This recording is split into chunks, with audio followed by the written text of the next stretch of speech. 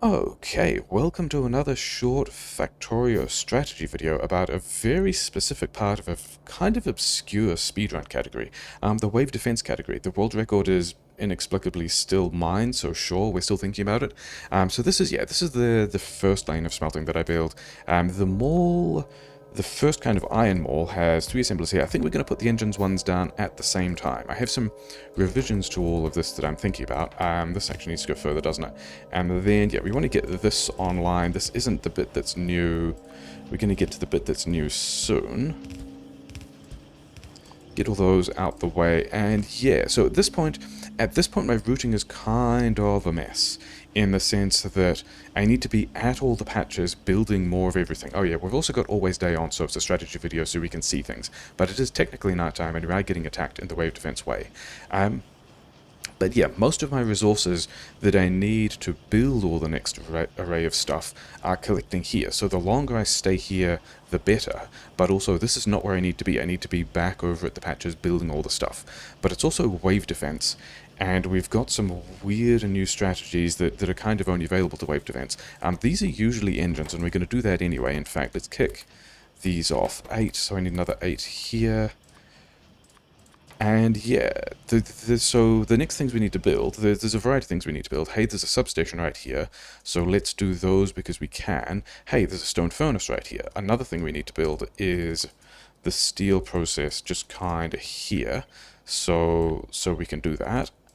We don't actually want to take the furnace. We don't want to take the electric furnace when we copy this, because all of these things line up kind of differently to dodge the substation. We also need to be cooking stone somewhere, and there's kind of a pattern we can use for this, so we can just kind of put that there. And hey, we also need some stone for furnaces, so we can put that there. Let's just connect that up like so. And then the other thing I want to build is this kind of petrochem setup, which needs to go that far, and then these ones don't need to be there. And the idea is I can get all of those built by the time I've got... Yeah, these actually need to be upgraded, don't they? Because I only got 3 engines there. Also reasons why I don't have a handcrafting queue at the moment, because I need to get these back to make the first car. And then we can grab all this stuff and do some, like, what do I need? I need some of these. I'll probably need some of these, get a bunch of this, get some more belt. And yeah, then we're going to take the car. And at this point, we've now got a way of traveling quickly to the places I need to be. I'm in the place where I can get all these resources, of which there are more because I'm going slowly because I'm talking about it. And we've also got most of the stuff built that we can just drive past and let the bots do. So hopefully this overall speeds everything up. I'm doing this in the car. Like, the plan now is to do all of this in the car without getting out of the car and being nice and fast, which might be one of the most high skill sections of this speedrun. At least with the plan that I have, because there's a lot of ways to mess it up, which I just did. But we want to take this back to here so we can work on that belt delay. It's actually going to go like...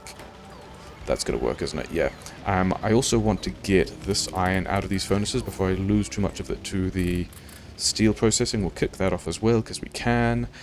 Down here, we need to throw this thing in here and set it to this, and I think we're going to do outputs. Yeah, different strategies at times have rotated between having an assembler here to do this and having boxes to do that. I think we're going to try with an assembler, partly because that copy-paste pattern is nice, and these we don't need to build yet, but yeah, then the plan is we just roll back through here still with a car, so these things can be slightly further away, pick up all these things again, and I'm back over here, and now we can go build stuff if I actually had the blueprints that I'm supposed to have in the places where they're supposed to be. So this is going to get the second half of, yeah, kind of the third half belt of iron online. The other thing I need is copper. I kind of like the copper here. The copper's a bit far away in this map. I guess this is also, in other circumstances, a thing I could be doing with a car, but I'd kind of rather not.